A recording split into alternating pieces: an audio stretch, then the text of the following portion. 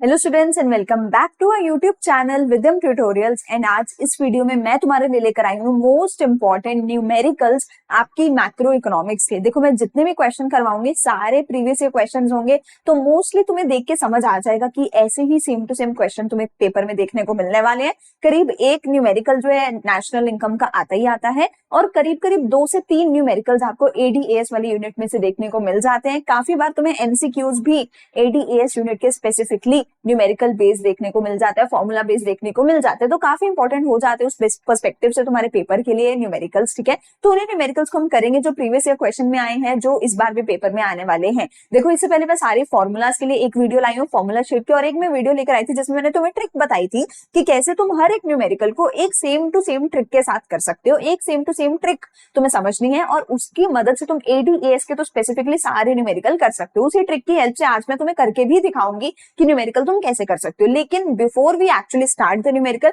मेरी तुम सबसे एक रिक्वेस्ट है कि पहले मैंने जो फॉर्मूला शीट का जो पीडीएफ दिया था, जिसका लिंक मैं नीचे दे दूंगी, टेलीग्राम पे अपलोडेड है वो फॉर्मूला शीट, वो 5-7 पेज का पीडीएफ है। पहले वो रटना पड़ेगा, पहले वो याद करना पड़ेगा। जब तक तुम्हें फॉर्मूला नहीं आते होंगे तुम न्यूमेरिकल सॉल्व नहीं कर पाओगे। So please firstly remember all the formula, सबको याद कर लो, फिर ये न्यूमेरिकल करने का तुम्हारे लिए फायदा होने वाला है। तो फटाफट से हमारी वीडियो को करते हैं शुरू न्यूमेरिकल्स के साथ। तो सबसे पहले हम करते हैं, हमारे पास यहाँ पे नेशनल इनकम के न्यूमेरिकल आते हैं। सबसे पहले उसको हम यहाँ पे करते हैं। अब नेशनल इनकम के बेटा जो न्यूमेरिकल्स है, मैंने तुम्हें बोला था सबसे पहले तुम्हें क्या आना चाहिए, यहाँ पे फॉर्मूला आना चाहिए कि तुम्हारा फॉर्मूला कौन सा लगेगा, कौन सा फॉर्मूला लगेगा, प्लस वो फॉर्मूला आना चाहिए, फिर जाके तुम क्वेश्चन कर पाओगे। यहाँ पे तुम्हें सबसे पहले दिख रहा है कि तुम्हारा जो क्वेश्चन है बार बार एक्सपेंडिचर एक्सपेंडिचर बोल रहा है, तो तुम्हें बहुत क्लियरली दिख रहा है कि तुम्हारा जो क्वेश्चन है वो एक्सपेंडिचर मेथड के ऊपर होने वाला है। तो मैं सबसे पहले क्या करूंगी, यहाँ पे लिख लूंगी मेरा एक्सपेंडिचर मेथड क्या होता है, C plus I plus G plus X minus M. मैं पूरे का पूरा यहाँ पे फॉर्मूला लिख दूंगी ताकि मुझे समझ आ जाए कि मुझे ये सारी चीजें ढूंढनी है। तो मैं सबसे पहले सी को ढूंढूंगी। सी है मेरा यहाँ पे हाउस होल्ड कंजम्पशन एक्सपेंडिचर 2000 रुपए का, तो मैं उसको यहाँ पे 2000 लिख दूंगी। प्लस आई मेरा होगा यहाँ पे ग्रॉस डोमेस्टिक कैपिटल फॉर्मेशन, लेकिन यहाँ पे फिक्स्ड कैपिटल फॉर्मेशन दिया है, तो मुझे ग्रॉस डोमेस्टिक कैपिटल फॉर्मेशन निकालने के लिए फिक्स और इन्वेंट्री इन्वेस्टमेंट को दोनों को ऐड करना पड़ेगा। तो फिक्स्ड कैपिटल फॉर्मेशन 1000 की है, इसके साथ मुझे चेंज इन स्टॉक ढूंढना पड़ेगा। चेंज इन स्टॉक मेरा कहाँ पे है देखते हैं, नेट एडिशन टू स्टॉक है 3000, तो 3000 क्योंकि एडिशन है तो इसलिए मैं प्लस कर दूंगी, सॉरी 300। अगर यहाँ पे होता नेट डिवीजन या फिर कि हमारा स्टॉक कितने से कम हुआ है, अगर कुछ ऐसा लिखा हुआ होता तो मैं 300 को माइनस कर दी, पर क्योंकि मेरा स्टॉक इंक्रीज हुआ है तो मैं प्लस करने वाली हूँ। ठीक है, उसके बाद गवर्नमेंट का कहाँ पे आया है, गवर्नमेंट फाइनेंस कंजम्पशन एक्सपेंडिचर 1500 रुपए का। ठीक है, plus X minus M, X होते मेरा एक्सपोर्ट माइनस द इंपोर्ट, मेरा यहाँ पे 500 आ जाएगा, एक्सपोर्ट माइनस इंपोर्ट। उसके बाद ये सब कुछ करने के बाद मेरा क्या निकल के आएगा, मेरे पास यहाँ पे निकल के आएगा जीडीपी एमपी। ये सब कुछ करने के बाद मुझे यहाँ पे क्या निकल के आएगा, जीडीपी एमपी निकल के आएगा। बट मुझसे क्वेश्चन ने यहाँ पे पूछा है कि मुझे एनडीपीएफसी फाइंड आउट करके बताना है, तो मैं यहाँ पे सिंपली क्या करूंगी, इन सभी चीजों को प्लस करके सबसे पहले जीडीपी एमपी निकालूंगी। ये जीडीपी एमपी निकालने के बाद मैं एनडीपीएफसी पे जाऊंगी, वरना तब तक मैं एनडीपीएफसी पे नहीं जाऊंगी। ऑल्सो जब मैं क्वेश्चन कर रही हूँ, मैं क्वेश्चन के साथ साथ जो है, आप क्वेश्चन पेपर पे अगर ज्यादा नहीं लिख सकते, एक छोटा सा डॉट लगा दो कि मैंने इसको यूज कर लिया, इसको कर लिया, इसको कर लिया, इसको यूज कर लिया, इसको यूज कर लिया, इसको यूज कर लिया। जब आपने डॉट लगाया आपको समझ आ गया कि 2 चीजें हैं जो तुम्हारे पास बची हैं, इनको ही यूज करना होगा। अगर तुमने क्वेश्चन पेपर में देखा और तुम्हें समझ आया कि अरे ये चीज तो प्रिकॉशन है, ये तो मुझे यूज करनी नहीं, तो तुम उसको यहाँ पे ऐसे क्रॉस लगा दो ताकि तुम उसको देखो कि भाई ये तो मेरे काम का है नहीं, मैं इसके ऊपर दोबारा से अपना टाइम वेस्ट ना करूं। ठीक है, तो साथ साथ कुछ ना कुछ आप एक छोटा छोटा डॉट लगा दो। आई नो क्वेश्चन पेपर पे ज्यादा तुम लिख नहीं सकते, छोटा छोटा पेंसिल से डॉट लगा दोगे, तुम्हारा काम उससे भी हो जाएगा, ताकि तुम्हें याद रहे क्या तुमने कर लिया है, क्या नहीं किया, क्या छोड़ना है और क्या तुम्हें ऐड करना है।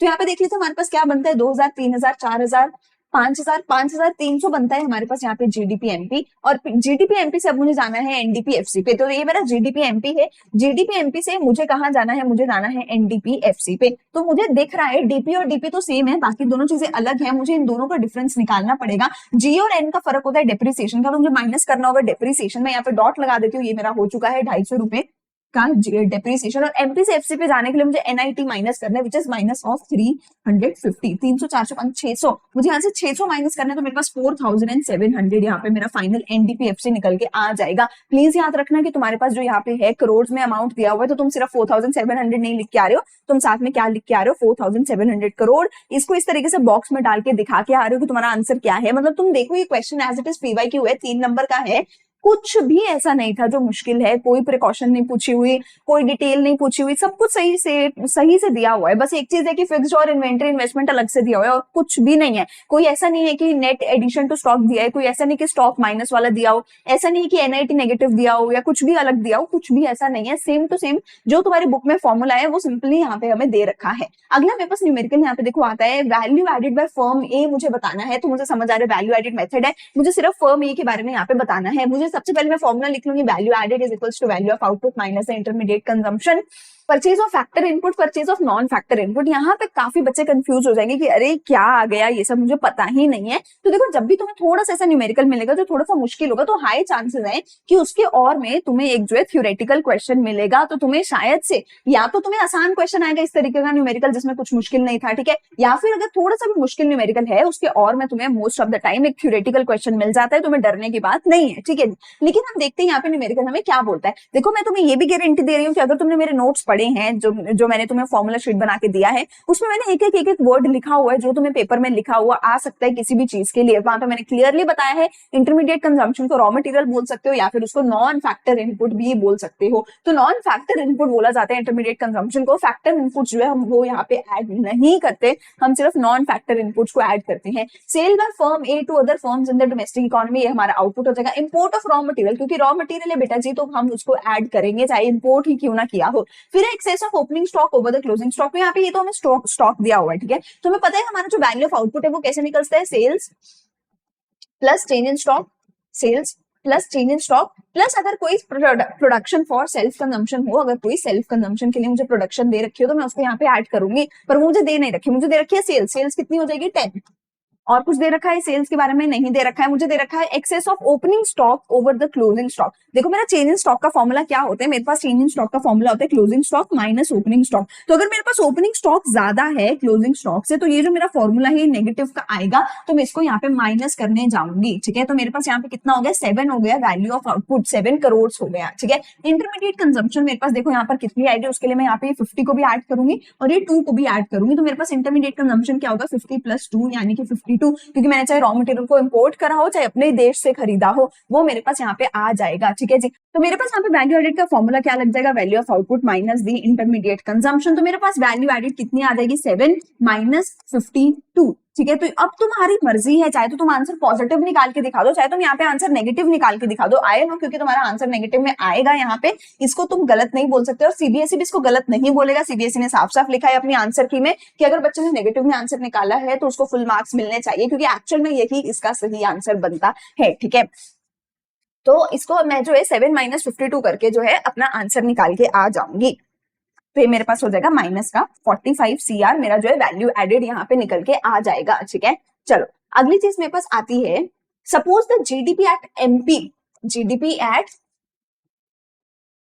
MP of a country is particular in a particular year was 1100 crore. GDP MP कितना था, 1100 करोड़ था। आपको जो जो क्वेश्चन बोल रहे हैं आप वो लिखते चले जाओ अपने दिमाग से, कुछ भी और मत करो। Net factor income from abroad, net factor income from abroad 100 crore था, ठीक है।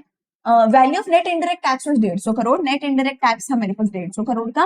And the national income, national income को बेटा मैं यहाँ पे क्या लिखूंगी, एनएनपीएफसी लिखूंगी। एनएनपीएफसी मेरा कितना था, 850 करोड़ का था। Calculate the value of depreciation, हमें क्या निकालना है, डेप्रिसिएशन यहाँ पे निकालना है। तो देखो इस तरीके के क्वेश्चन में हमें हमेशा क्या करना है, 2 एग्रीगेट्स दे रखे होंगे, मुझे एक एग्रीगेट को दूसरे के बराबर रखना होता है। तो मैं क्या करूंगी, जीडीपी एमपी को जो है एनएनपीएफसी बनाने की कोशिश करती हूँ। GDP MP is equal to NNPFC, तो मैं इन दोनों को आपस के बराबर रखूंगी और एनएनपीएफसी से जीडीपी एमपी निकालूंगी। कैसे निकलेगा, नेट से ग्रॉस पे जाने के लिए मुझे क्या करना होगा, प्लस डेप्रिसिएशन करना होगा। आप कुछ भी कर सकते हो, आप उल्टा भी कर सकते हो कि आप एनएनपीएफसी को इधर रखो, जीडीपी एमपी को इधर रखो, जो आपको अच्छा लगे। प्लस में डेप्रिसिएशन कर दूंगी। डीपी एनपी, एनपी से डीपी पे जाने के लिए मुझे माइनस का एनएफआईए करना होगा और एफसी से एमपी पे जाने के लिए मुझे माइनस एनआईटी करना होगा। तो अगर मैं ये तीनों चीजें कर दूंगी तो मेरा जीडीपी एमपी निकल के आ जाएगा एनएनपीएफसी से। तो जीडीपी एमपी है मेरा 1100 करोड़, तो ये 1100 करोड़ किसके बराबर होगा, एनएनपीएफसी 850 करोड़, 850 करोड़ प्लस मेरा डेप्रिसिएशन जितना भी होगा जो निकल के आएगा, माइनस एनएफआईए माइनस एनआईटी, तो मैं कितना कर दूंगी, माइनस 250 यहाँ पे मैं कर दूंगी।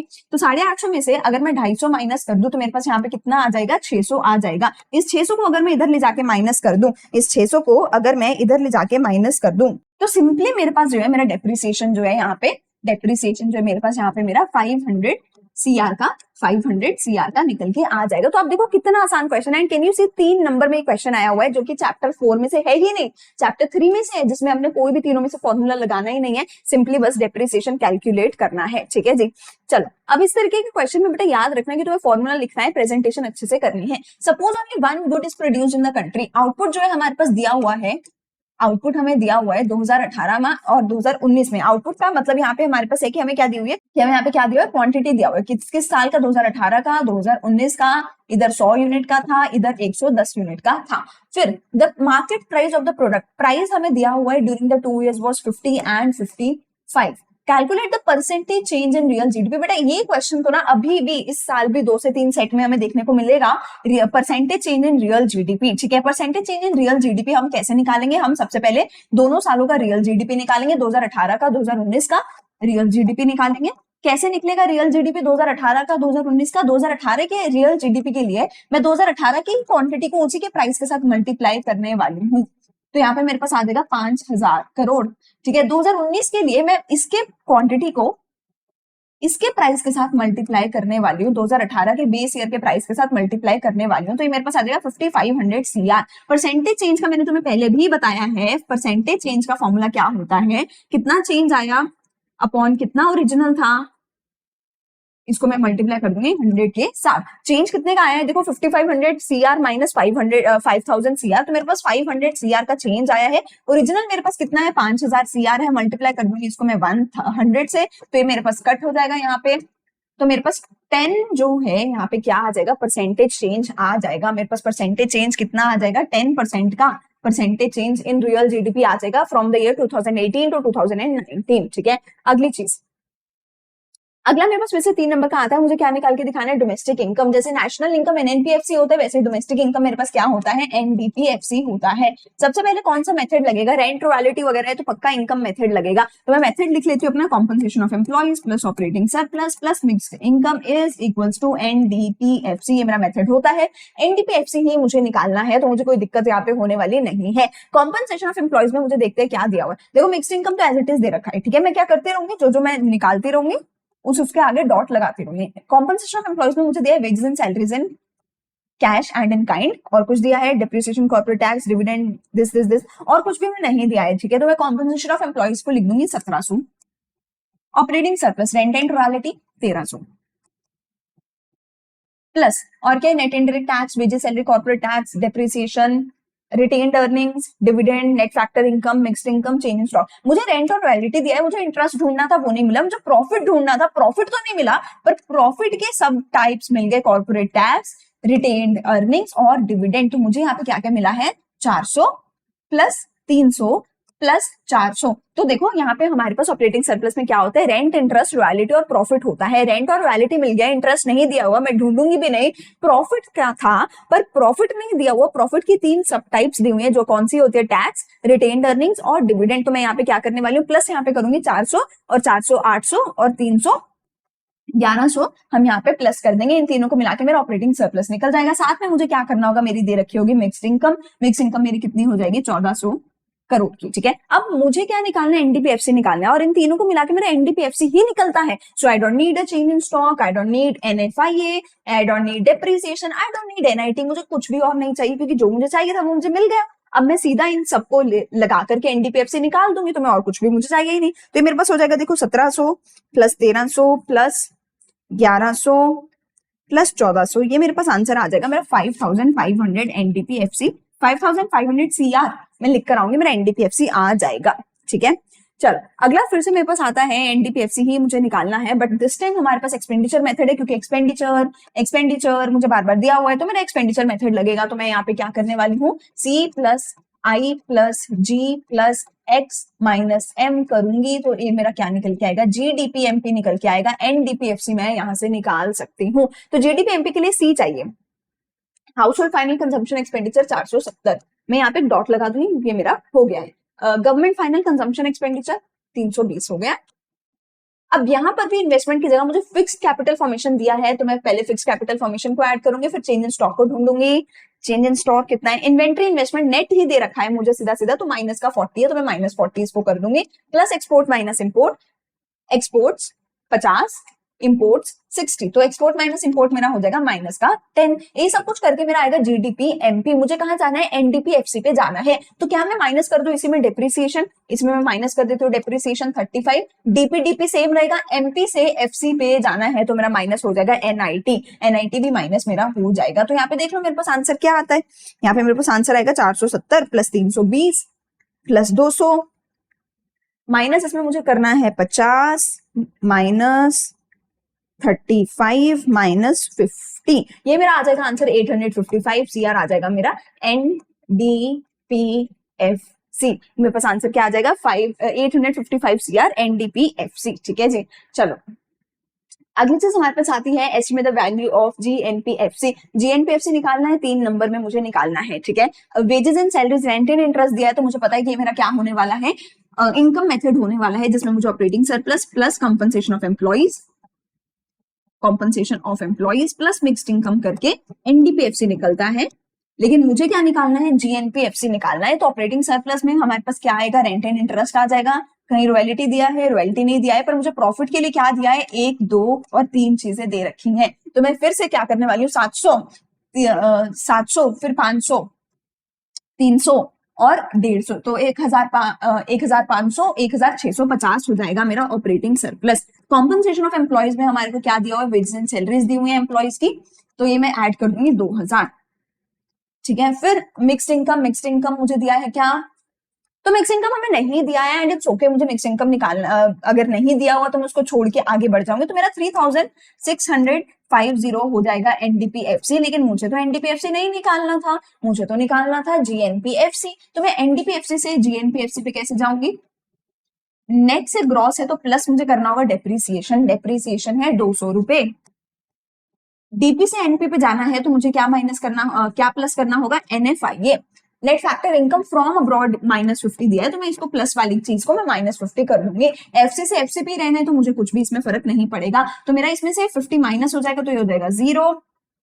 ठीक है, 6 और 2 3700, यहाँ पे मेरा ये आंसर बन जाएगा, सॉरी 3800, यहाँ पर ये हमारा आंसर बन जाएगा 3800 करोड़ जो है मेरा यहाँ पे आंसर हो जाएगा। आई होप इसमें किसी को कोई भी दिक्कत नहीं हो रही होगी, क्योंकि डिटेल में पूछा ही नहीं है। डिटेल में तुमसे ज्यादा से ज्यादा क्या पूछ रहा है वो देखो यहाँ पे, कि प्रॉफिट को 3 सब कैटेगरीज में डिवाइड किया जाता है, which is corporate tax, dividend, ठीक है, और तुम्हारे रिजर्व्स, ठीक है, अनडिस्ट्रीब्यूटेड प्रॉफिट या रिजर्व भी जिसको मैं बोलती हूँ, कॉर्पोरेट प्रॉफिट टैक्स और डिविडेंड्स। ठीक है, तो इन तीनों चीजों में डिवाइड किया जा रहा है प्रॉफिट को, इससे ज्यादा डीप वो क्वेश्चन पूछ ही नहीं रहा है। एंड एज इट इज पिछले 2-3 सालों के ये जो हमारे प्रीवियस ईयर क्वेश्चन है उससे बाहर कोई भी क्वेश्चन मैं अपनी तरफ से यहाँ पे नहीं डाल रही हूँ। एंड यू विल सी कि कितने आसान क्वेश्चन यहाँ पे तुम्हारे पास हैं। तुम्हें नेशनल इनकम निकालना है, फिर से तुम्हारे पास एक्सपेंडिचर मेथड दिया हुआ है। एक्सपेंडिचर मेथड में तुम्हें फिर से C plus I plus G plus X minus M करके क्या निकालते हो तुम, GDPMP निकालते हो। GDPMP की जगह तुम्हें NNPFC निकालना है। तो C तुम्हें दिया हुआ है government final, private final consumption expenditure है 200।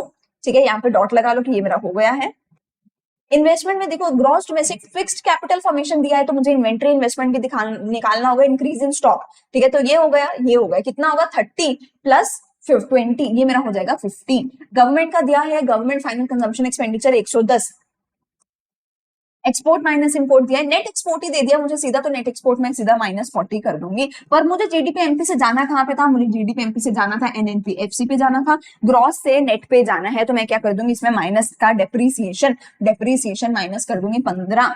ठीक है, फिर डीपी से एनपी पे जाना है तो मैं क्या प्लस करने वाली हूँ, NFIA net factor income from abroad. देखो तुम्हें question net factor income to abroad भी नहीं दे रहा कि तुम उसमें कंफ्यूज हो जाओ। ठीक है, ज्यादा क्वेश्चन यहाँ पे क्या करेगा, टू अब्रॉड देगा, तो इसका साइन हटा देना माइनस का और उसको प्लस का बना दो, ये बस और कुछ नहीं है। तो ये हो जाएगा हमारे पास -40, क्योंकि एनएफआईए है net factor income from abroad है। एमपी से एफसी पे जाना है तो तुम्हें क्या इसमें माइनस करना होगा, एनआईटी के लिए इंडायरेक्ट टैक्स और सब्सिडी है तो तुम्हें इसको माइनस करना है, 60 में से तुम्हें 15 माइनस करके बस यहाँ पे लिख देना है नेट इंडायरेक्ट टैक्स। ठीक है, तो ये तुम्हारा आंसर कितना बन जाएगा, देखो 250 प्लस 110 -40 माइनस 45 -15 -40, ये हो जाएगा तुम्हारे पास 220 CR का तुम्हारा एनएनपीएफसी। मतलब कितने ही आसान क्वेश्चन देखो तुम्हें यहाँ पे देखने को मिल रहा है, कुछ भी मुश्किल पूछा ही नहीं जा रहा।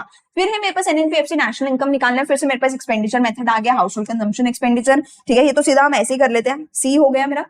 ठीक है, सी के बाद हमें चाहिए जी, देखो गवर्नमेंट फाइनल कंजम्पशन एक्सपेंडिचर हो गया 500 का, 1200 प्लस 500।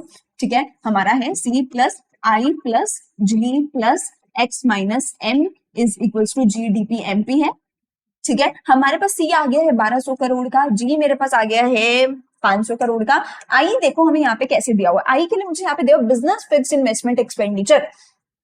आई के लिए मुझे यहाँ पे क्या दिया हुआ है, बिजनेस फिक्स इन्वेस्टमेंट एक्सपेंडिचर, और मुझे दिया हुआ है पब्लिक फिक्स्ड इन्वेस्टमेंट, और मुझे क्या दिया हुआ पब्लिक फिक्स्ड इन्वेस्टमेंट। तो बेटा जी अगर तुम्हें मेरे नोट्स तुम्हें पढ़े हैं तो तुम्हें पता होगा जो हमारा इन्वेस्टमेंट एक्सपेंडिचर है इसको हम 3 पार्ट्स में डिवाइड करते हैं, business fix investment expenditure, public fix investment expenditure, और हमारा जो है पब्लिक का हाउस होल्ड कंस्ट्रक्शन एक्सपेंडिचर। ठीक है, फिक्स्ड रेजिडेंशियल कंस्ट्रक्शन एक्सपेंडिचर भी हम इसमें ऐड करते हैं फिक्स्ड इन्वेस्टमेंट में। तो हमारा जो इन्वेस्टमेंट है ग्रॉस डोमेस्टिक कैपिटल फॉर्मेशन, ये 2 पार्ट्स में डिवाइड होता है, एक फिक्स्ड वाले में और एक इन्वेंट्री वाले में। लेकिन जो तुम्हारा फिक्स्ड वाला होता है वो भी 3 पार्ट्स में डिवाइड होता है, एक तो तुम्हारा बिजनेस का, एक तुम्हारा पब्लिक फिक्स इन्वेस्टमेंट एक्सपेंडिचर, और एक तुम्हारा होता है रेजिडेंशियल कंस्ट्रक्शन एक्सपेंडिचर। तो तुम्हें यहाँ पे पहले इन तीनों को प्लस करके फिक्स निकालना होता है, फिर फिक्स और इन्वेंट्री को प्लस करके आई निकालना होता है। ठीक है जी, अब तुम्हें यहाँ पे फिक्स नहीं दिया हुआ, बाकी तीनों दिए हुए, तीनों में से भी 2 ही दिए हुए हैं, बिजनेस फिक्स इन्वेस्टमेंट एक्सपेंडिचर और पब्लिक फिक्स इन्वेस्टमेंट। तो तुम्हारे यहाँ पे हो जाएगा 800 प्लस 70 870। लेकिन तुम्हें इसमें साथ में जो है चेंज इन इन्वेंट्री भी ऐड करना होगा, तो तुम्हारा चेंज इन इन्वेंट्री यहाँ कितना हो जाएगा, माइनस का 50। ठीक है जी,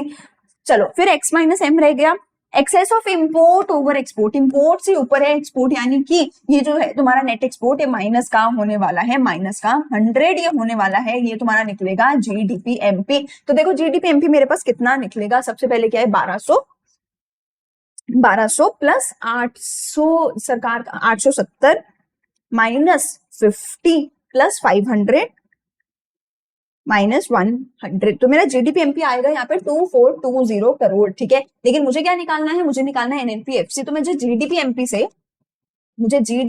से एनएनपीएफसी पे जाना है, तो मुझे क्या क्या करना होगा, मुझे इसमें करना होगा माइनस डेप्रिसिएशन। ठीक है, डीपी से एनपी पे जाने के लिए प्लस एनएफआईए, और एनपी से एफसी पे जाने के लिए मुझे क्या करना होगा, माइनस एनआईटी। तो ये मेरा जीडीपी एमपी आ रहा है 2420 करोड़, इसमें माइनस डेप्रिसिएशन करो, डेप्रिसिएशन कितना है, consumption of fixed capital 200, minus हम इसमें करना है 200, एनएफआई कितना है, net factor income from abroad 80 plus का 80, एनआईटी कितना है, नेट इनडायरेक्ट टैक्स है 150, तो माइनस का 150। तो ये मेरा हो जाएगा 2420 करोड़, 2420 करोड़, इसमें से मैं माइनस कर दूंगी 350 और इसमें मैं प्लस कर दूंगी 80, तो ये मेरा निकल के आ जाएगा 2150 करोड़, मेरा एनएनपीएफसी निकल के आ जाएगा। तो इसमें थोड़ा सा नया कॉन्सेप्ट आया है कि जो इन्वेस्टमेंट है उसमें फिक्स इन्वेस्टमेंट और इन्वेंट्री इन्वेस्टमेंट होता है, और फिक्स में भी 3 चीजें होती है, बिजनेस की, पब्लिक की और रेजिडेंशियल कंस्ट्रक्शन की फिक्स इन्वेस्टमेंट। ये तुम्हारा इस साल के सैंपल पेपर में भी पूछा गया था, ये सेम क्वेश्चन है इस तरीके का। ठीक है, अब हमें निकालना है net value added factor cost, NVAF तुम्हें यहाँ पर जो है निकालनी है। ठीक है, net value added factor cost तुम निकालोगे उससे पहले देखो क्या दिया हुआ है, फिक्स्ड कैपिटल गुड्स दिया हुआ है, एक्सपेक्टेड लाइफ स्पेन 5 साल का, domestic sales, change in stock, export, single use producer good, NIT. देखो ये जो तुम्हारा क्वेश्चन है, ये तुम्हारा क्वेश्चन है वैल्यू एडेड मेथड का, जो हमें यहीं से समझ आ रहा है क्योंकि वर्ड लिखा हुआ है वैल्यू एडेड। वैल्यू एडेड का मुझे पता है फॉर्मूला होता है value of output minus intermediate consumption, value of output minus intermediate consumption. Value of output के लिए हमें क्या चाहिए, sales, change in stock, sales कितना दिया है, domestic sales 200, change in stock कितना दिया है, -10, और कुछ दिया है सेल्स से रिलेटेड, सिंगल एक्सपोर्ट्स, एक्सपोर्ट्स भी हमारे हम यहाँ पे सेल्स में ही ऐड करेंगे क्योंकि डोमेस्टिक सेल्स अलग से दिया है, एक्सपोर्ट्स अलग से दिया है। ठीक है, तो प्लस का 10। ठीक है, सिंगल यूज प्रोड्यूसर गुड्स बेटा हमारे होते हैं रॉ मटेरियल, या जिसको मैं इंटरमीडिएट कंजम्पशन भी बोल सकती हूँ। ये होगा मेरा इंटरमीडिएट कंजम्पशन कितने का होगा, सिंगल यूज प्रोड्यूसर गुड्स 120 का। तो मेरे पास यहाँ पे वैल्यू एडेड कितनी आएगी, देखो ये तो मेरा प्लस माइनस कट हो गया, तो मेरे पास वैल्यू एडेड आएगी 200 माइनस 120। तो मेरे पास यहाँ पे जो वैल्यू एडेड आएगी, मैं वैल्यू ऑफ आउटपुट निकाला, उसमें से माइनस करूंगी आईसी, वैल्यू ऑफ आउटपुट में -10 प्लस 10 कट हो गया, तो मेरे पास आ जाएगा 200 माइनस 120, वैल्यू एडेड आ जाएगी मेरे पास 80 CR। बट ये मेरा बेटा जी जीडीपी एमपी होता है, जो वैल्यू एडेड होता है वो मेरा क्या होता है, जीडीपी एमपी होता है। मुझे क्या निकालना है, एनडीपीएफसी निकालना है, यानी कि मुझे इसमें से माइनस करना होगा, ग्रॉस से नेट पे जाने के लिए माइनस करना होगा डेप्रिसिएशन। डेप्रिसिएशन के लिए मुझे दिया हुआ है एक्सपेक्टेड लाइफ स्पेन 5 साल का है, और सामान मैंने 15 लाख का खरीदा है। तो अगर मेरे गुड्स 15 लाख की है, fixed goods, fixed capital goods 15 lakh की है, ठीक है, और वो 5 साल चलेगी, तो मैं 15/5 कर दूं तो मेरा 1 साल का डेप्रिसिएशन 3 लाख रुपए का लगेगा। तो इसमें से मैं माइनस करने वाली हूँ 3 लाख का डेप्रिसिएशन, ये करोड़ नहीं लाख हो जाएगा यहाँ पे। ठीक है, अच्छा, और मुझे क्या करना है, डीपी से डीपी रहेगा सेम ही रहेगा, एमपी से एफसी पे जाना है तो मुझे माइनस करना पड़ेगा, एनआईटी तो मुझे माइनस इसमें से करना होगा 20, तो 80 में से मुझे माइनस करना होगा डेप्रिसिएशन। डेप्रिसिएशन मैंने कैसे निकाला, जितना तुम्हारा कैपिटल गुड का वैल्यू है उसको डिवाइड कर दोगे उसके एक्सपेक्टेड लाइफ स्पैन से, तो तुम्हारे पास पर ईयर डेप्रिसिएशन निकल के आ जाएगा 3 करोड़ या 3 लाख जो भी वैल्यू है, और उसमें से डीपी और डीपी वैल्यू एडेड हमारा डोमेस्टिक प्रोडक्ट के बराबर है, ठीक है, वीए डीपी है हमारा। एमपी से मुझे एफसी पे जाना है तो मुझे माइनस एनआईटी करना होगा, माइनस करना होगा मुझे 20, तो 80 में से 20 गए तो हमारे पास रह गए 60 माइनस 3 50, 3 लाख का एनवीएएफसी होगा मेरा यहाँ पे आंसर, ठीक है। चलो आगे चलते हैं, अगला last question from national income. मेरे पास देखो यहाँ पे बोला है मुझे एनआईटी की वैल्यू निकालनी है, ठीक है, एनएनपी एमपी दिया है, जीएनपी एफसी दिया है, तो मुझे अगर एनएनपी एमपी से जीएनपी एफसी पे जाना है, अगर मुझे एनएनपी एमपी जो कि 1400 करोड़ का है, अगर मैं इसको इक्वल टू रखूं जीएनपीएफसी के जो कि 1300 का है, ठीक है, तो जीएनपीएफसी से एनएनपीएमपी में कैसे निकालूंगी, ग्रॉस से नेट पे जाने के लिए मुझे क्या करना पड़ेगा, माइनस डेप्रिसिएशन, ठीक है। एनपी से एनपी पे जाने के लिए क्या करना होगा, कुछ भी नहीं। एफसी से एमपी पे जाने के लिए मुझे क्या करना पड़ेगा, प्लस करना पड़ेगा, क्या प्लस करना पड़ेगा, एनआईटी, ठीक है, मुझे क्या प्लस करना पड़ेगा, एनआईटी मुझे प्लस करना पड़ेगा, यानी कि ये जो इसमें चीज है ये फालतू की है, ये मुझे नहीं चाहिए, ठीक है। यहाँ पर तुम एक चीज देखो, 3 नंबर में ये क्वेश्चन आया है जो कि चैप्टर 4 का है ही नहीं, कितना आसान क्वेश्चन है, और 3 नंबर में ये क्वेश्चन आया हुआ है जिसमें से तुम्हें कुछ एक चीजें हैं जो घुमा फिरा के दी हुई है जो तुम्हें समझ नहीं आएंगी। तो जैसा मैंने पहले भी बोला, अगर क्वेश्चन थोड़ा भी मुश्किल होगा, तुम्हें उसके और में एक आसान क्वेश्चन दे रखा होगा, तो तुम्हें टेंशन लेने की बात ज्यादा नहीं है, तुम टेंशन मत लो। बस यहाँ से मुझे एनआईटी निकालना है, तो 1300 माइनस 100 200 सॉरी 1200, तो 1400 minus 1200 is equals to 200 is equals to NIT, ये मेरा यहाँ पे निकल के आ जाएगा। तुम देखो एक भी क्वेश्चन जो तुम्हें यहाँ पे थोड़ा सा उल्टा सीधा सा मिला है जो कि वैल्यू एडेड मेथड का ही है ज्यादातर, उसमें तुम्हें जो है साइड बाय साइड एक आसान क्वेश्चन देखने को मिला है जो तुम बहुत आसानी से कर सकते हो। तो यहाँ पे नेशनल इनकम के न्यूमेरिकल होते हैं खत्म, हम करते हैं एडीएस के न्यूमेरिकल जो कि अगेन काफी आसान हो जाएंगे अगर तुम्हें फॉर्मूलाज आते हैं तो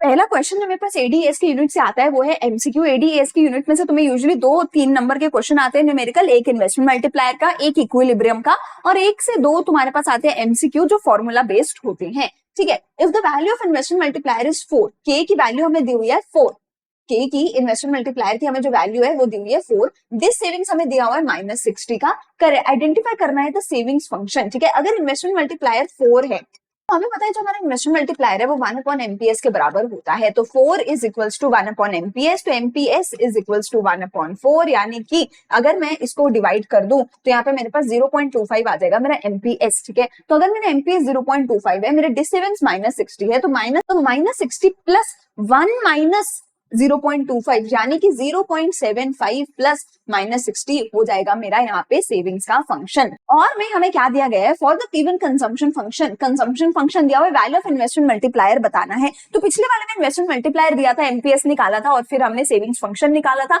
इसमें कंजम्पशन फंक्शन दिया है जिसमें मुझे एमपीसी दिया है और मुझे पता है जो मेरा के है वो 1 अपॉन 1 माइनस एमपीसी होता है, तो which is equals to 1 upon 1 minus 0.9, ठीक है, which is equals to 1 upon 0.1 which is equals to 10, ये मेरा हो जाएगा इन्वेस्टमेंट मल्टीप्लायर का यहाँ पे वैल्यू, ठीक है जी। चलो अगला क्वेश्चन मेरे पास यहाँ पे आता है, for hypothetical economy assuming there is increase in MPC from 75 to 90%, change in investment is 1000 crore, during the using the concept of multiplier calculate the increase in income due to change in MPC. अब यहाँ पे मैं बताती हूँ most of the बच्चे गलती क्या करेंगे, या तो वो 90% लेके आंसर निकाल देंगे या 75 लेके आंसर निकाल देंगे, ठीक है, या दोनों को लेके आंसर निकाल देंगे।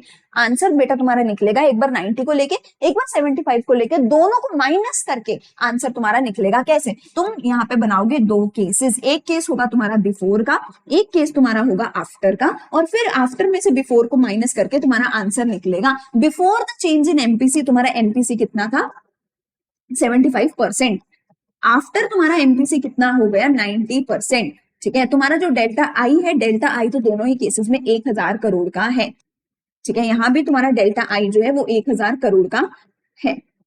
पहले केस में अगर मैं के निकालने जाऊं तो मेरा के निकलेगा 1 upon 1 minus 0.75 which is equals to 1 upon 0.25 which is equals to, ये ऊपर चला गया, विच इज इक्वल टू 4। अगर मैं 4 को delta Y upon delta I यानी कि 1000 के बराबर रखती हूँ तो मुझे डेल्टा वाई निकल के आता है 4000 करोड़। ठीक है जी। दूसरी साइड पे अगर मैं एमपीसी को के के साथ इक्वेट करती हूँ तो 1/1 minus 0.9 which is equals to 1/0.1, तो ये ऊपर चला गया तो 10 आ जाएगा मेरा के का वैल्यू, विच टेल्स मी कि 10 is equals to delta Y upon delta I 1000 crore, which tells me कि जो मेरा डेल्टा आई इस केस में आया है वो आया है 10,000 करोड़ का। अब मेरा ये चीजें निकालने के बाद मैं अपना फाइनल आंसर लिख कर आऊंगी। अब ये सब निकालने के बाद मैं अपना फाइनल आंसर क्या बता के आऊंगी कि इंक्रीज इन इनकम या change in income due to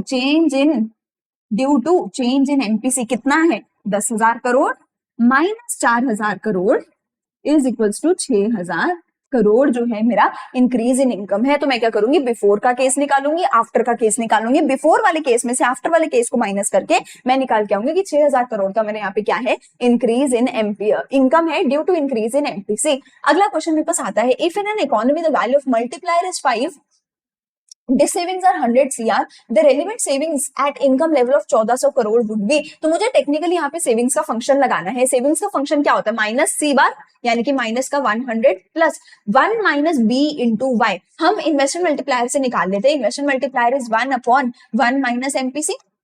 ठीक है, तो मेरा जो 1 माइनस एमपीसी है यानी कि 1 माइनस बी जो है मेरा वो 1/5 के बराबर है, विच इज इक्वल टू, मैं यहाँ पे क्या कर सकती हूँ, एक पॉइंट लगाऊंगी, यहाँ पे एक 0 लगाऊंगी, तो ये मेरा 2 के बराबर आ जाएगा, 0.2 हो जाएगा। तो माइनस 100 प्लस 0.2 इंटू 1400।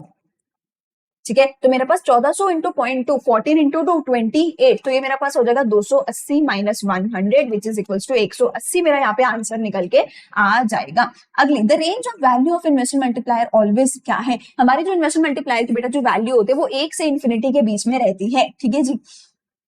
चलो, suppose the following information is given, हमें सी दिया है, हमें आई दिया है, इक्विलिब्रियम लेवल ऑफ इनकम बताना है। बेटा इस तरीके के क्वेश्चन में तुम सीधा इक्विलिब्रियम की अप्रोच लगाओ, चाहे तो एडीएस लगा दो, चाहे तो एसआई अप्रोच लगा दो। अगर एडीएस अप्रोच लगाओगे तुम बोलोगे C plus I is equal to Y, क्योंकि एडी सी प्लस आई होता है, एएस वाई होता है। सी मेरा है 100 प्लस 0.7 वाई।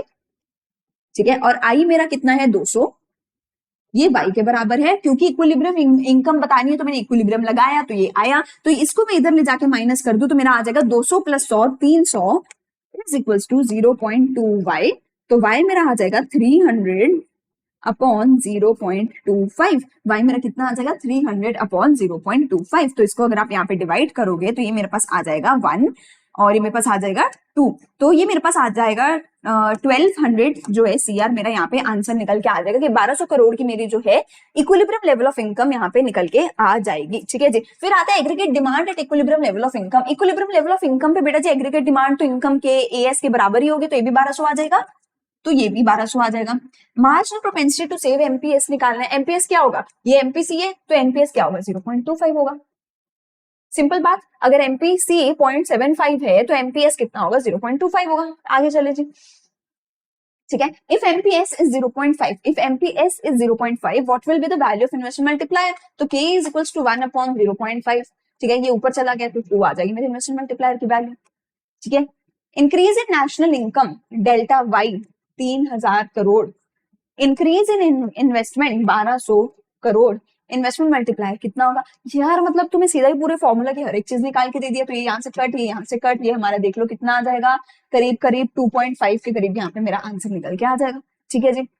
चलो, कंजम्पशन फंक्शन दिया है मुझे और इन्वेस्टमेंट मुझे दिया है, इक्विलिब्रियम लेवल ऑफ इनकम निकालना है। मतलब कितना आसान है, सेम टू सेम क्वेश्चन हम अभी कर चुके हैं कि AD is equals to AS, AD is equals to C plus I, AS is equals to Y. हमें इक्विलिब्रियम लेवल ऑफ इनकम निकालना है तो इसलिए मैंने इक्विलिब्रियम निकाला। इनकम मतलब वाई मुझे यहाँ पे निकालना है, इक्विलिब्रियम मैंने रखा। सी को मैं पुट करूंगी जो मुझे दिया हुआ है 80 प्लस 0.7 वाई।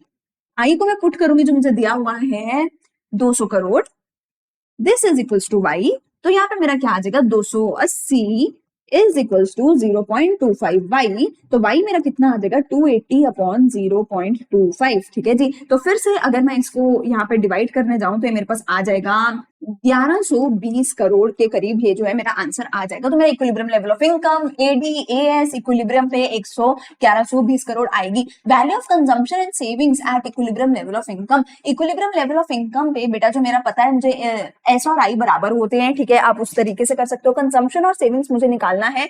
अब आप यहाँ पे क्या कर सकते हो, आप यहाँ पे इक्विलिब्रियम लेवल ऑफ इनकम जो है कंजम्पशन फंक्शन में पुट कर सकते हो। तो मेरा यहाँ पे C is equal to 80 plus 0.75 है, ठीक है, C is equal to 80 plus 0.75 y है। तो मैं 80 प्लस 0.75 इंटू 1120 करोड़ कर सकते हो, बिकॉज मुझे पता है जो मेरी इक्विलिब्रियम इनकम है वो 1120 करोड़ के बराबर है। तो मैं क्या करूंगी, 1120 इंटू 0.75, ये मेरा हो गया 840, ठीक है, प्लस इधर कर दूंगी मैं 80, 840 प्लस 80, ये मेरा निकल के आ जाएगा 920 करोड़। अगर मेरी टोटल इनकम 1120 करोड़ है, y is equal to C plus S है, अगर y जो है 1120 है, अगर इनकम 920 है, तो मेरा ये कितना निकल के आ जाएगा, 200 करोड़ का सेविंग्स निकल के आ जाएगा। ये मेरा आंसर हो जाएगा, ठीक है जी। चलो, if in an economy the investment multiplier is 4, C bar 30 है, कंजम्पशन फंक्शन मुझे बताना है, तो K is equals to 1/1 minus MPC, ये मुझे पता है, ठीक है। तो K is equals to 1/1 minus MPC मुझे पता है, तो 4 is equals to 1/1 minus MPC जो कि मेरा B होता है, 1 माइनस B होता है, ठीक है। तो यहाँ पे मेरा निकल के आएगा 1 minus MPC is equals to 1/4, जो कि मेरा कितना हो जाएगा, 0.25 हो जाएगा। तो मेरा MPC यहाँ पे कितना निकल के आएगा, 0.75 MPC मेरा निकल के आएगा। तो 0.75 तो एक ही जगह पे है MPC, तो जो कि मेरा क्या हो जाएगा, 30 प्लस 0.75 बाय मेरा यहाँ पे आंसर हो जाएगा, ठीक है जी। चलो, if increase in national income is equal to increase in savings, मेरा यानी कि delta y is equals to delta s है, MPC कितना होगा, MPS is equals to delta s upon delta y। अगर ये दोनों बराबर हैं तो MPC 1 होगा, अगर MPS 1 है तो MPC 0 होगा। क्यों? क्योंकि MPC plus MPS is equal to 1, तो MPC कितना हो जाएगा, 0। चलो, फिर से मुझे C दिया है, I दिया है, इन्वेस्टमेंट मल्टीप्लायर की वैल्यू मुझे यहाँ पर बतानी है। इन्वेस्टमेंट मल्टीप्लायर की वैल्यू बेटा कितनी होती है, 1/1 माइनस MPC, MPC कितना है 0.75, तो ये मेरा 0.25 हो जाएगा, तो 1/0.25 जो कि 4 मेरा आंसर निकल के आ जाए, ठीक है। चलो, consumption function, complete the following table, construct the consumption function है 200 करोड़ का लेवल ऑफ इनकम। आपको ये पूरे का पूरा टेबल जो है वो यहाँ पे कंप्लीट करना है और फिर कंजम्पशन फंक्शन बताना है at 200 crore level of income. अब यहाँ पे ये टेबल आप कैसे पूरा करोगे, देखो आपको APC दिया है, आपको Y दिया है, आप यहाँ से C निकाल सकते हो। What you can do is, आपको यहाँ पे APC दिया है, आपको यहाँ पे Y दिया है, क्या आप यहाँ पे C निकाल सकते हो? क्यों? क्योंकि APC is equals to C upon Y, तो C is equals to APC into Y, तो 1 into 100 ही हो जाएगा मेरा 100, ठीक है। फिर मेरे पास आएगा 200 into 0.85, ये मेरा हो जाएगा 170। फिर मेरे पास आएगा 300 into 0.8, ये मेरे पास हो जाएगा 240, ठीक है, हो गया।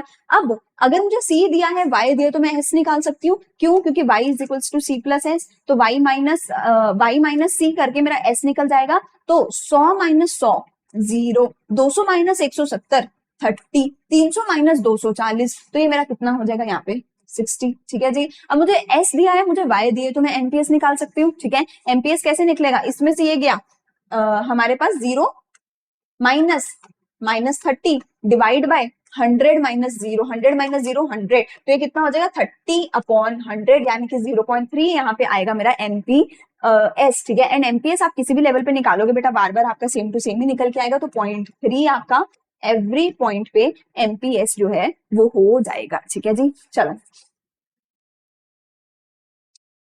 अगला, इंक्रीज इंफ्रास्ट्रक्चरल इन्वेस्टमेंट, डेल्टा आई जो है मेरा यहाँ पे वो 10,000 करोड़ का है। 80% of additional income is consumed in the economy, यानी कि कंजम्पशन का मुझे मार्जिनल प्रोपेंसिटी टू कंज्यूम बताया है 0.8। Estimate the increase in income and the corresponding increase in the consumption expenditure in the economy. तो मेरे पास K कितना हो जाएगा, 1/1 minus MPC is equals to 1/0.2 which is equals to 5। अगर K 5 है तो डेल्टा Y कितना होगा, K इंटू डेल्टा आई, तो 5 इंटू 10,000, तो मेरे पास ये 50,000 का डेल्टा वाई निकल के आ जाएगा, ठीक है जी। और मुझे क्या बताना है, corresponding increase in the consumption expenditure, तो मुझे पता है MPC कितना होता है, delta C upon delta Y होता है। अगर ये 0.8 है, ठीक है, और MP और डेल्टा वाई मेरा 50,000 करोड़ का है, ठीक है। अगर मुझे पता है कि जो मेरा एमपीसी है वो 0.8 है और जो मेरा डेल्टा वाई है वो 50,000 करोड़ है, तो मेरा डेल्टा सी कितना आएगा 0.8 इंटू 50,000 करोड़। ठीक है, 0.8 इंटू 50,000 करोड़ हम करके देख लेते हैं, ये हमारा 40,000 करोड़ का डेल्टा सी निकल के आ जाएगा। दो आंसर आ गए, दोनों को बॉक्स में डालो, आंसर लिख के अपना आगे चलो। ठीक है, बस एक चीज ध्यान रखना है, क्वेश्चन ने पूछा क्या है। जैसे इस तरीके के, जैसे ये जो क्वेश्चन था इसमें यूजुअली आपको सिर्फ डेल्टा वाई पूछा होता है, इसमें आपको डेल्टा सी भी साथ में पूछा था। So you have to be make very strong, कि आपको बहुत ज्यादा अच्छे से ध्यान रखना पड़ेगा कि क्या एग्जैक्टली क्वेश्चन ने पूछा। कई बार क्वेश्चन 2 चीजें 3 चीजें पूछ लेता है, तो आपको वो सारी चीजें बता के आनी पड़ेंगी। ठीक है, कंस्ट्रक्ट द कंजम्पशन फंक्शन। अभी आप सेम टू सेम वैसा ही कर सकते हो जो हमने पहले भी किया है, कि आपको बस यहाँ पे पहले क्या निकालना है, एपीसी दिया है तो आपको पहले यहाँ पे सी निकालना है। सी कैसे निकालोगे, 100 इंटू 1 100, 200 इंटू 3/4, तो ये जगह 50 इंटू 3 150। ठीक है, फिर 300 इंटू 2/3, 303 से कट हो जाएगा, तो ये हमारे पास 100 इंटू 2 200 आ जाएगा। सी आ गया, वाई आ गया, मेरे पास एस आ जाएगा। एस मेरे पास कितना आ जाएगा, 100 100 0 50 और 100 मेरा एस आ जाएगा। फिर मैं यहाँ पे निकालूंगी एमपीएस, इनको माइनस करके, तो 0.5 जो है ये मेरे पास देखो कितना आ जाएगा, 50/100, तो ये मेरे पास आ जाएगा 1/2 विच इज इक्वल टू 0.5 जो है मेरा एमपीएस यहाँ पे मेरे पास आ जाएगा।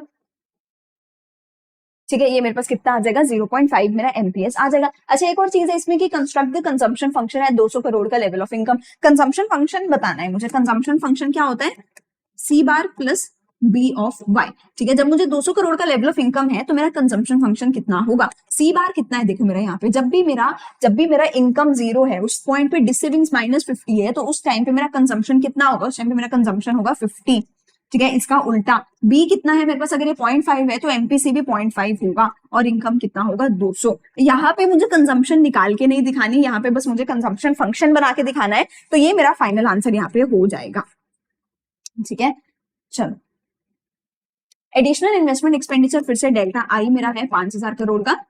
Assuming that the MPS becomes half from its present level of 20%। अब ये फिर से बिफोर एंड आफ्टर का केस है, कि मैं एक बिफोर का केस बनाऊंगी, एक आफ्टर का केस बनाऊंगी। बिफोर और आफ्टर के दोनों के ही केसेस में मेरे पास डेल्टा आई तो सेम रहेगा, पर एमपीएस जो है वो पहले प्रेजेंट लेवल उसका कितना है 20%, 0.2, ये 0.2 का आधा हो जा रहा है, यानी कि अब एमपीएस कितना हो जाएगा 10% हो जाएगा, यानी कि अब वो 0.1 हो जाएगा। ठीक है, डेल्टा आई तो मेरा सेम रहेगा, तो यहाँ पे मेरा के कितना निकलेगा 1/0.2 विच इज इक्वल्स टू 5। यहाँ पे मेरा के कितना निकल के आएगा 10। ठीक है, यहाँ पे मेरा डेल्टा वाई कितना निकल के आएगा, देखो 5 इंटू 5,000 25,000। यहाँ पे मेरा डेल्टा वाई कितना निकल के आएगा 10 इंटू 5,000 50,000। ठीक है, और चेंज कितना आएगा y2 for example minus y1 में से कितना मेरा चेंज निकल के आएगा 50,000 माइनस 25,000, तो मेरा फाइनल जो चेंज इन y निकल के आएगा वो 25,000 का निकल के आ जाएगा। फाइनल जो चेंज इन y आएगा वो 25,000 का चेंज मेरा निकल के यहाँ पे आ जाएगा। ठीक है, okay, calculate the investment expenditure in the economy. आपकी वाई दिया हुआ है 40,000, एमपीसी दिया है 0.8, सी बार आपको दिया है 100 सी आर। तो टेक्निकली तुम्हें यहाँ पे कंजम्पशन का सब कुछ बताया है और तुम्हें क्या निकालना है, calculate the investment expenditure in the economy. अच्छा, तो तुम्हारी क्योंकि इकोनॉमी इक्विलिब्रियम पे है तो तुम यहाँ पे इक्विलिब्रियम की कंडीशन लगा दोगे। तुम्हारी इक्विलिब्रियम की कंडीशन होगी AD is equals to AS, AD is equal to C plus I, AS is equals to Y. ठीक है जी, अब एडी तुम्हारे पास कितना है, सी प्लस आई है। सी तुम्हारे पास क्या होता है, C bar plus B of Y plus I is equals to Y. C bar कितना है 100, बी कितना है 0.8, वाई कितना है 40,000 सी आर, प्लस आई को एज इट इज मैं आई लिख दूंगी और इसको मैं इक्वल कर दूंगी 40,000 के। तो 100 plus I is equals to 40,000 से इसको मैं इधर जाके माइनस कर दूंगी 0.2 इंटू 40।